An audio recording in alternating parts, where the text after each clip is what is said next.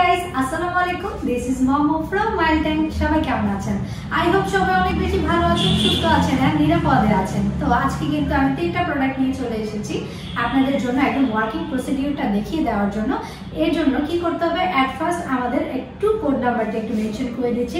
SH42 and SH30 এই দুইটা কিন্তু ইলেকট্রিক ড্রিল and SH09 যেটা এই প্রোডাক্টটা ইমপ্যাক্ট ড্রিল.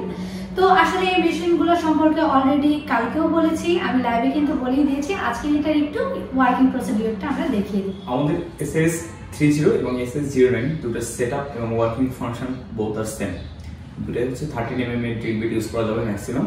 সো আমরা জাস্ট দুইটারই সেটআপ ভিডিওটা দেখবো একটা স্যাম্পল ড্রিল বিট দিয়ে. ওকে,